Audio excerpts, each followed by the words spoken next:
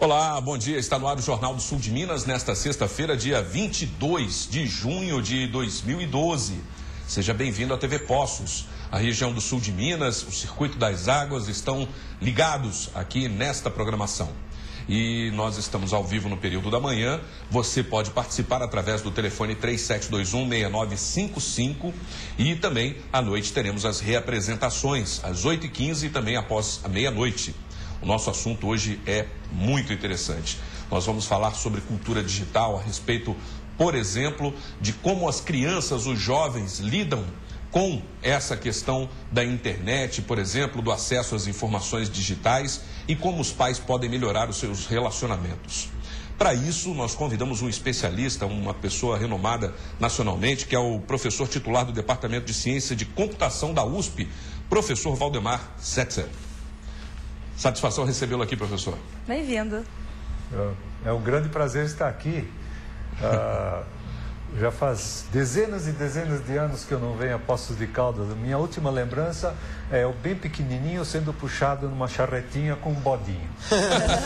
Olha, eu acho que o bodinho continua lá. Talvez não esse, mas... E outra coisa que eu nunca vou esquecer é o cheiro, o gosto da água sulfurosa. É verdade. Esse marca mesmo. Né? Marca mesmo. É bem sui generis. Exato. Eu dou meu bom dia também para o Hélio Scalvi. Bom dia, Zambrano. Bom dia, Carol. Bom dia, professor Valdemar. Bom dia, os amigos da TV Poços. Dessa manhã gelada de sexta-feira, né? Muito vento, muita chuva. Então, bem-vindo ao inverno. Ontem eu falei que não lembrava de chuva no inverno, mas eu acabei lembrando depois. Eu fiz aqui uma retrospectiva, tudo bem. Mas o importante é que o frio vem chegando mesmo, né?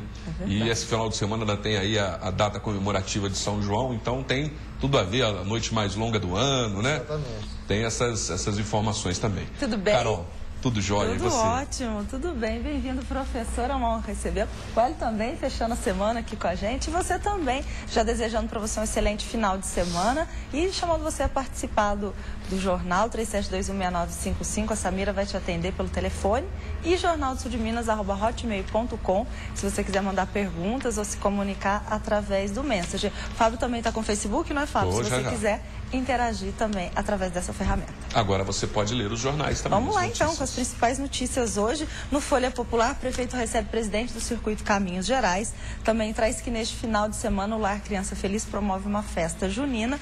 Também tem, Fábio, que a Cooperativa de Catadores de Recicláveis realiza reunião na PUC de Minas. E estão abertas as inscrições para o Sindiserve. Está aqui.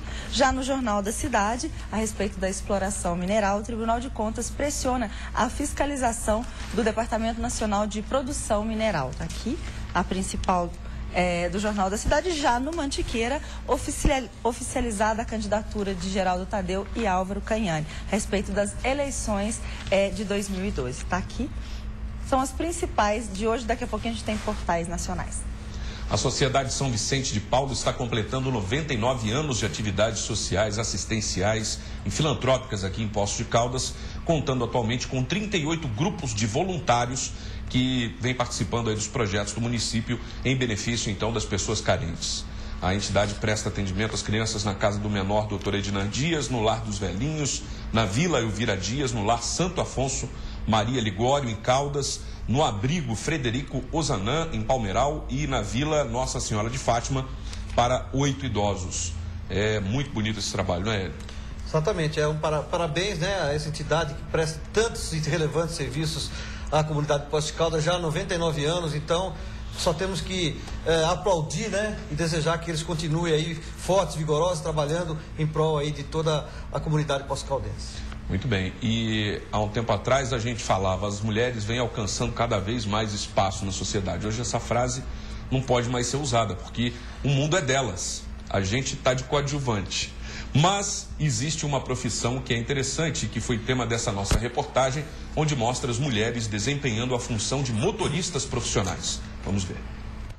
16 dias de curso em Campinas, Vilma se capacitou em vigilante.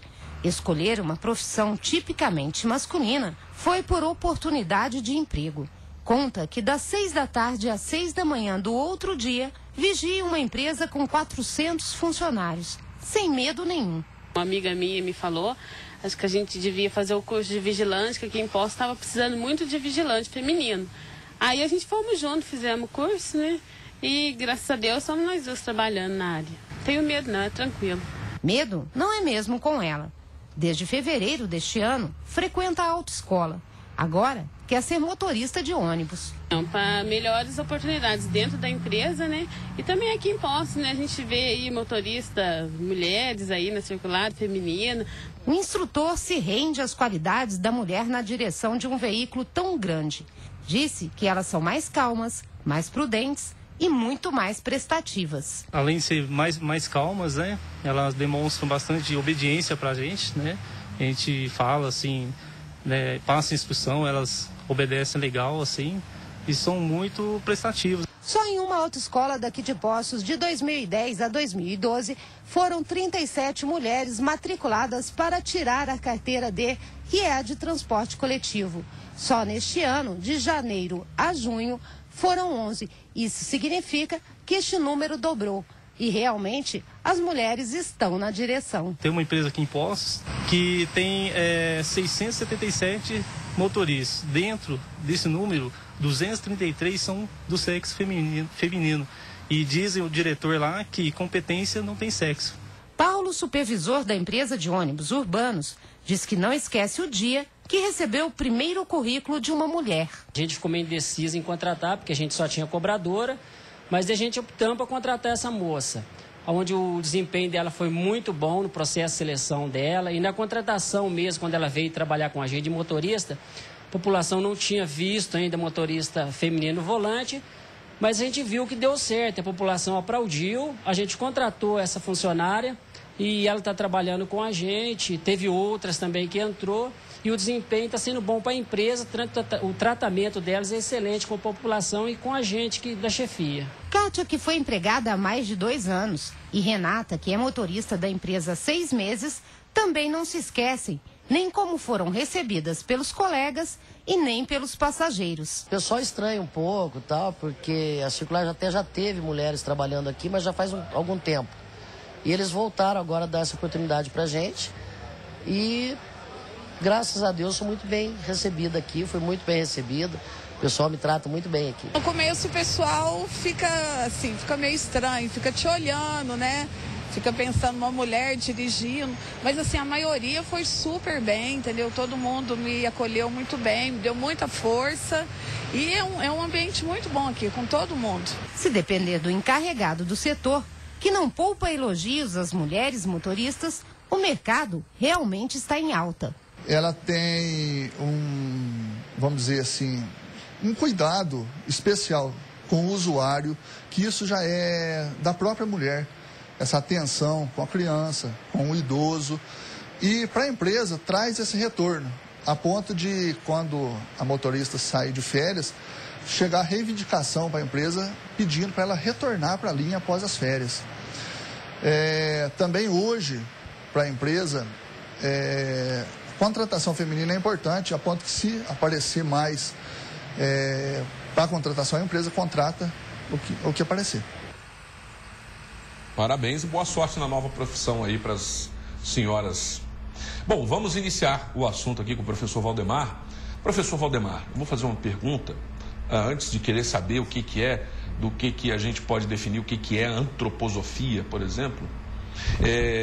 A gente pode falar a respeito de educação digital.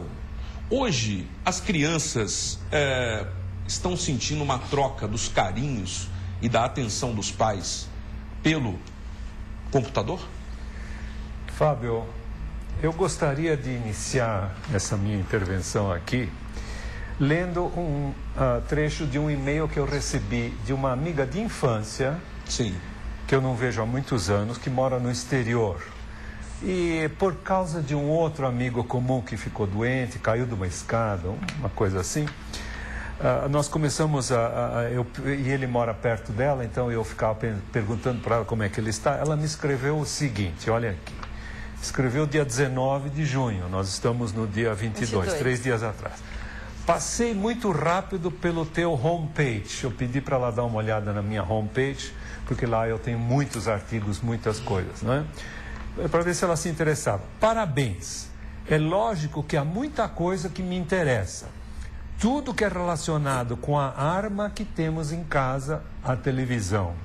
Minha constante luta com meus filhos e os jogos barulhentos do computador, aos quais meus netos são vendidos. Eles estão presentes nos encontros familiares, mas ausentes de coração e alma. Então, Fábio, o que está ocorrendo é uma verdadeira tragédia, em todos os níveis, para as crianças, para os adolescentes, para os adultos, para os velhinhos como eu, né? É uma tragédia. Por quê, Fábio? Veja bem, quando uma pessoa antigamente queria ver televisão, o que é que ela fazia? Ia para casa, ou então ia num idiota de um restaurante ou um bar que tem uma televisão lá que ninguém está olhando, mas não tem importância, ia ter que ir para casa. Agora, com os smartphones, com os tablets, como ela está usando ali, etc., isso penetrou na vida em todos os lugares e em qualquer momento, certo? Então, a pessoa não se desliga. E o que está acontecendo é que as pessoas estão se viciando em usar a internet. E que vício é esse? A internet é essencialmente, eu vou usar um verbo que não existe em português, essencialmente distrativa. Ela produz distração. Essa é uma das tônicas deste livro aqui, que eu recomendo muito que todas as pessoas leiam, que se chama A Geração Superficial. O que a internet está fazendo com nossos cérebros? Em meu site, na minha homepage, vocês veem uma resenha desse livro. Eu analisei o livro, certo? E escrevi um artigo.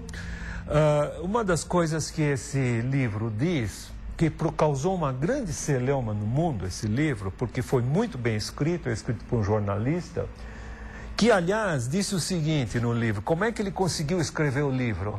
Ele estava viciado na internet, isso significava que ele não conseguia fazer uma pesquisa de ler artigos concentradamente, ler livros. Ele diz assim: depois da segunda página eu ficava ansioso para seguir algum link, para seguir algum vínculo, certo? E no livro eu não tinha nenhum vínculo, eu não conseguia, ficava ansioso, queria saber quais e-mails eu tinha recebido, se tinha recebido uma mensagem de uma rede social, etc. O que é que ele fez? Saiu da cidade onde ele estava, acho que alugou uma casa nas montanhas, sem celular, não tinha acesso a celular, tinha um acesso muito precário à internet, etc. Começou a ler e-mails uma vez por dia, certo?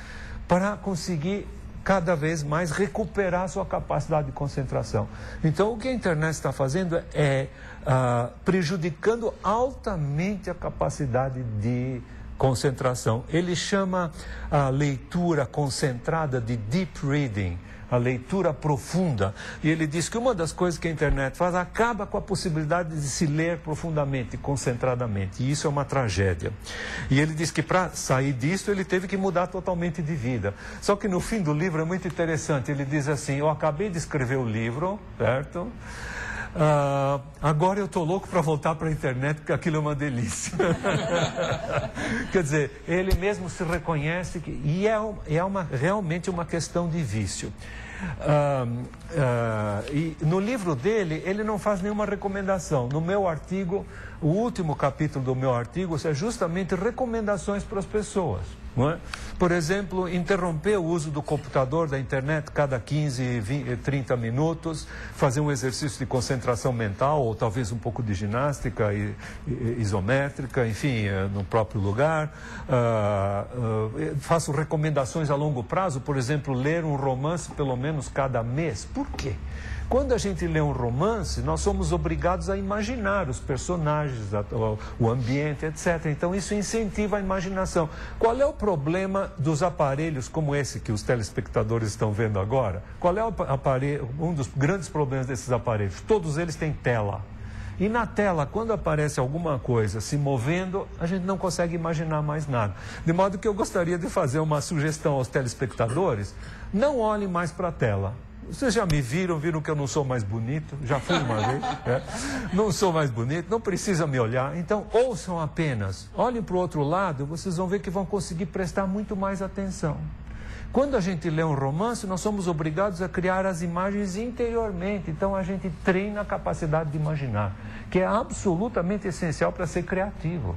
Uma pessoa não pode ser criativa se ela não consegue imaginar, ter novas ideias. Professor, eu só fazer uma pergunta. Eu me lembro ainda, há 35 anos atrás, de um jovem geólogo trabalhando no sertão da Bahia, em cidades que não tinham iluminação. 8 horas da noite acabava a luz do gerador a óleo, diesel, e eu não tinha o que fazer, assim, eu escrevia muitas cartas para os amigos, para os familiares, e aquilo me levava a lembrar das coisas, me levava a rever as pessoas na minha consciência. Eu fazia uma certa meditação, né? Você fica isolado, é bom para você introspectar, para você poder ficar dentro de si mesmo e poder fazer com que as coisas venham à sua mente. Hoje em dia existe a tal da Facebook dependência, né? As pessoas acordam de manhã, em vez de primeiro escovar o dente ou tomar um café, alguma coisa, elas já vão para o computador saber se receberam alguém curtiu uma mensagem. O que o senhor vê em relação a essa nova geração? Mesmo porque eles criaram também uma nova forma de escrita, né? O português já não existe mais assim plenamente, né? Hoje em dia existe uma linguagem da internet. Como é que o que o senhor vê para essa nova geração, embora todos esses avanços tecnológicos sejam extremamente importantes? Eu tenho um artigo aqui sobre o Facebook, mas eu não estou achando. Existe a ideia errada de que essas redes sociais aumentam a sociabilidade. É exatamente o contrário. Elas prejudicam a sociabilidade. Porque a pessoa se acostuma a fazer um contato virtual com os outros e começa a perder a capacidade de fazer um contato olho no olho. É verdade. Ela não aguenta olhar uma outra pessoa porque de repente fica com uma personalidade real na sua frente. A gente tem a intuição da personalidade do outro quando a gente olha para o outro, não é? Eu vou contar uma coisa muito triste que acontecia comigo, que eu me arrependo profundamente. Minha mãe era muito possessiva, né? E eu estava sempre me defendendo, né? Sabem que eu conseguia brigar com ela muito, muito mais pelo telefone do que pessoalmente. Pessoalmente eu não brigava com ela, eu tinha dó dela, né? Mas pelo telefone ela virava virtual. Sim. Pelo telefone, onde a gente tem uma voz que já revela algo da personalidade. Imagina quando vê uma coisa escrita, nós não temos nada mais da outra personalidade. E sabem que isso é um grande perigo para as crianças e adolescentes?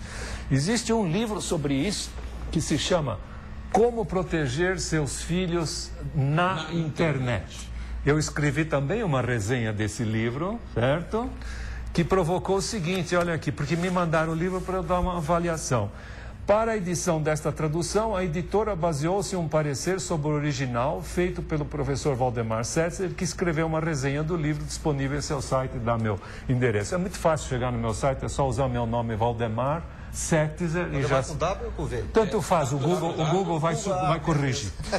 Mas eu queria dizer o seguinte, nesse livro aqui, esse autor, Gregory Smith, aliás, o meu artigo se chama Como Proteger Seus Filhos da Internet, não na Internet, não é? Porque o americano não é capaz de chegar às últimas consequências quando se trata de tecnologia, ele não consegue deixar tecnologia de lado. Muito bem, este livro aqui, ele chama a atenção de que todas as crianças e adolescentes são ingênuos, todos.